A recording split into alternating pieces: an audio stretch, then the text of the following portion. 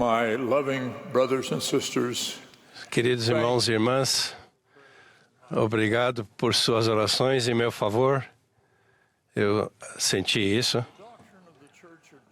A doutrina da Igreja de Jesus Cristo dos Santos dos Últimos Dias centraliza-se na família. Algo essencial para a nossa doutrina sobre a família é o templo.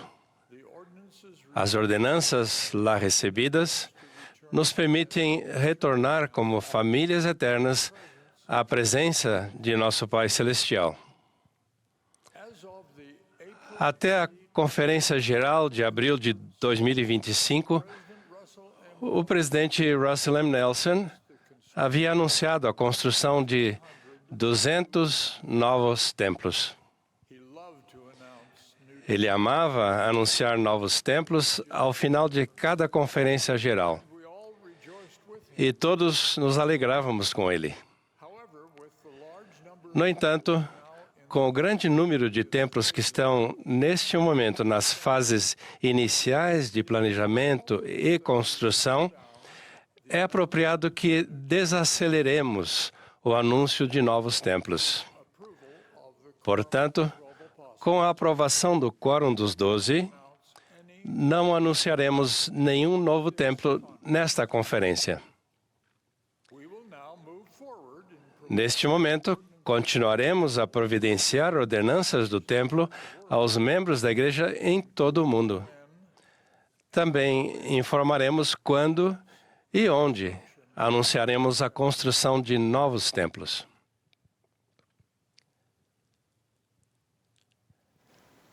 the portion of my talk Essa parte de meu discurso nesta tarde foi escrita após o falecimento de nosso amado presidente Russell M. Nelson. O que será dito em seguida foi escrito e aprovado semanas antes, mas ainda representa meus ensinamentos, os quais foram inspirados pelo Senhor.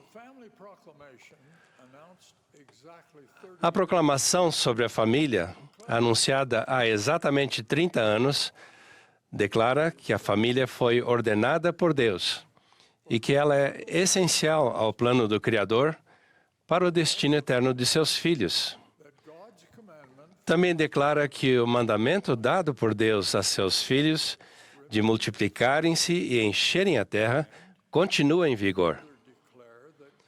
E declaramos também que Deus ordenou que os poderes sagrados de procriação sejam empregados somente entre homem e mulher legalmente casados.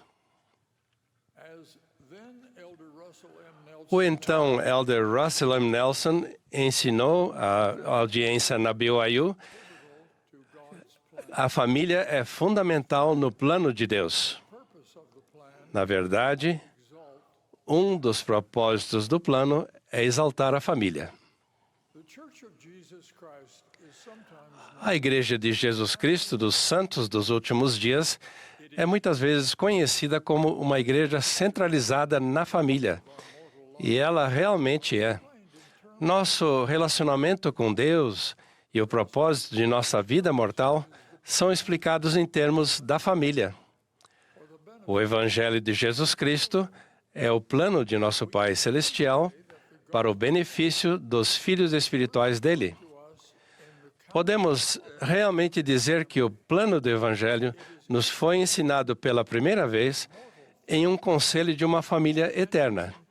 Está sendo aplicado por meio de nossa família eterna, terrena, e seu destino é o de exaltar os filhos de Deus em famílias eternas. A despeito do contexto doutrinário, há oposição. Nos Estados Unidos, estamos sofrendo uma deterioração do casamento e da geração de filhos. Por quase 100 anos, a proporção de famílias lideradas por marido e mulher casados entre si vem diminuindo, assim como a taxa de natalidade. O número de casamentos e a taxa de natalidade entre os membros de nossa igreja são bem mais positivos.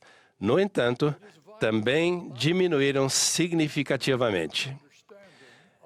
É fundamental que os santos dos últimos dias não percam sua compreensão do propósito do casamento e da importância dos filhos. Esse é o futuro o qual nos esforçamos por alcançar. A exaltação é um assunto de família, ensinou o presidente Nelson. E somente por meio das ordenanças de salvação do Evangelho de Jesus Cristo é que as famílias podem ser exaltadas. A queda no número de casamentos e de filhos no país é compreensível por motivos históricos, mas os valores e as práticas dos santos dos últimos dias devem melhorar essas tendências e não segui-las. Em minha juventude, há 70 anos, eu morava na fazenda de meus avós, em um ambiente no qual tudo o que acontecia durante o dia estava sob a direção da família. Não havia televisão, nem outros dispositivos eletrônicos para nos distrair das atividades da família. Em contraste, na sociedade urbana atual, poucos membros vivenciam atividades centralizadas na família de modo consistente. A vida urbana e o transporte moderno, a indústria do entretenimento e a comunicação de alta velocidade contribuíram para que os jovens tratem o lar como uma pousada, onde eles dormem e fazem refeições ocasionais, mas em que há bem menos orientação dos pais em relação às suas atividades. A influência dos pais também foi diluída pelo modo como a maioria dos membros atuais da igreja ganham seu sustento. No passado, uma das grandes influências que unia a família era a experiência conjunta do esforço para alcançar uma meta em comum, tal como domar a natureza ou prover o sustento. A família era organizada e conduzida como uma unidade de produção econômica. Hoje, a maioria das famílias é uma unidade de consumo econômico, que não exige um nível elevado de organização e cooperação familiares. Embora a influência dos pais tenha diminuído, os santos dos últimos dias ainda têm a responsabilidade atribuída por Deus de ensinar os filhos a se preparar para nosso destino familiar na eternidade. Muitos de nós precisam agir desse modo, uma vez que nem todas as famílias da igreja são tradicionais. O divórcio, a morte e a separação são reais. Vivenciei uma situação dessas na família na qual fui criado. Meu pai morreu quando eu tinha 7 anos de idade. Por esse motivo, meu irmão e minha irmã mais novos e eu fomos criados por uma mãe viúva. Em uma situação extremamente difícil, ela prosseguiu com firmeza. Estava sozinha e desamparada, mas nos guiou, ensinando-nos vigorosamente a doutrina da igreja restaurada. Ela orava incessantemente, pedindo ajuda celestial ao criar os filhos, e foi abençoada. Fomos criados em um lar feliz, no qual nosso pai falecido era sempre uma presença real. Ela nos ensinou que tínhamos um pai e que ela teve um marido, e que sempre seríamos uma família, graças ao casamento deles no templo. Nosso pai estava apenas temporariamente distante, porque o Senhor o chamara para realizar outro trabalho. Sei que muitas outras famílias não são tão felizes, mas toda mãe que cria os filhos sozinha pode ensinar sobre o amor de um Pai Celestial e sobre as bênçãos de um casamento no templo. Vocês também podem fazer isso. O plano do Pai Celestial garante essa possibilidade para todos. Somos todos gratos pelo casamento no templo e pelas bênçãos futuras de sermos selados como família eterna. Tal como minha mãe, adoramos citar a promessa feita por Leí a seu filho Jacó de que Deus consagrará tuas aflições para teu benefício. Essa promessa se aplica a toda a família de santos dos últimos dias, completa ou atualmente incompleta. Somos uma igreja familiar. Nossa família e nossa crença em famílias eternas nos fortalecem e nos unem. Jamais me esquecerei da promessa feita por meu avô materno, quando éramos crianças e morávamos em sua fazenda perto de Payson, Utah. Ele me deu a trágica notícia de que meu pai havia falecido na distante cidade de Denver, Colorado. Corri para o meu quarto e me ajoelhei ao lado da cama, em prantos. Meu avô me seguiu e se ajoelhou ao meu lado e disse: eu serei seu pai. Essa terna promessa é um vigoroso exemplo do que os avós podem fazer para preencher o vazio quando a família perde um ente querido ou está incompleta. O pai e a mãe, sejam casados ou solteiros, e outras pessoas, tais como os avós que cumprem esse papel para os filhos, são professores exemplares. Seu ensino mais eficaz é o exemplo. O círculo familiar é o local ideal para se demonstrar e aprender valores eternos, tais como a importância do casamento e dos filhos, o propósito da vida e a verdadeira fonte da felicidade. Também é o melhor lugar para aprender outras lições essenciais da vida, tais como a bondade, o perdão, o autocontrole e o valor da formação educacional e do trabalho honesto. Evidentemente, muitos membros da igreja têm familiares queridos que não aceitam os valores e expectativas do Evangelho. Esses familiares precisam de nosso amor e de nossa paciência. Ao se relacionarem uns com os outros, devemos lembrar que a perfeição que buscamos não se limita às circunstâncias estressantes da mortalidade. O grande ensinamento de Doutrina e Convênios, a seção 138, versículos 57 a 59, nos garante que o arrependimento e o crescimento espiritual podem continuar no mundo espiritual após a mortalidade.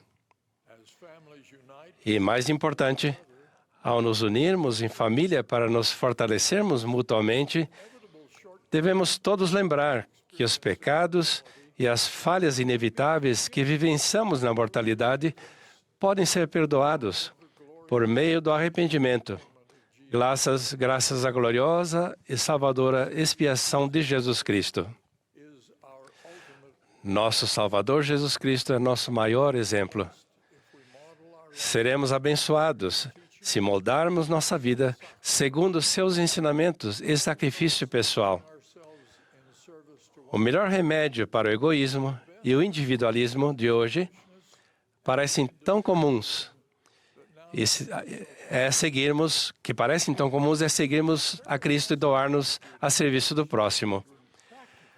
Os pais e as mães também têm o dever de transmitir aos filhos um conhecimento prático, além dos princípios do Evangelho. As famílias se unem quando fazem coisas significativas juntas. Uma horta familiar edifica o relacionamento da família. A vivência de momentos felizes fortalece os laços familiares. Acampamentos, atividades esportivas e outras atividades recreativas são coisas especialmente valiosas para unir a família. As famílias devem organizar reuniões de família para se lembrarem dos antepassados, e isso conduz ao templo. Os pais devem ensinar os filhos nas aptidões básicas da vida, inclusive no trabalho de jardinagem e doméstico. O aprendizado de outros idiomas é uma preparação útil para o serviço missionário e para a vida moderna. Os pais, avós ou outros parentes podem fazer o papel de professores dessas matérias. As famílias prosperam quando aprendem em grupo e se reúnem em conselho, abordando todos os assuntos que digam respeito a ela e a seus integrantes. Alguns podem dizer, mas não temos tempo para nada disso. Para encontrar tempo de fazer o que realmente vale a pena, muitos pais descobrirão que vão conseguir ligar a família ao desligar toda a tecnologia. E vocês, pais e mães, lembrem-se, o que seus filhos realmente querem no jantar é ter um tempo com vocês. Grandes bênçãos advêm às famílias se todos orarem juntos, ajoelhando-se à noite e pela manhã para agradecer pelas bênçãos e fazer pedidos relacionados a problemas comuns a todos. As famílias também são abençoadas ao adorarem juntas nas reuniões da igreja e em outras ocasiões devocionais. Os laços familiares também são fortalecidos por histórias da família, pela criação de tradições familiares e pelo compartilhamento de experiências sagradas. O presidente Spencer W. Kimball nos lembrou de que histórias inspiradoras da nossa própria vida ou de nossos antepassados são poderosos instrumentos de ensino. Geralmente, elas são a melhor fonte de inspiração para nós e para nossa posteridade. Presto testemunho do Senhor Jesus Cristo, que é o Filho unigênito de Deus, nosso Pai eterno. Ele nos convida a seguir o caminho do convênio, que nos leva a uma reunião com a família celeste. Os poderes seladores do sacerdócio, dirigidos pelas chaves restauradas no Templo de Kirtland, unem as famílias por toda a eternidade. Elas estão sendo exercidas atualmente em um crescente número de templos do Senhor espalhados por todo o mundo. Isso é real. Que todos façamos parte disso é minha oração. Em nome de Jesus Cristo. Amém.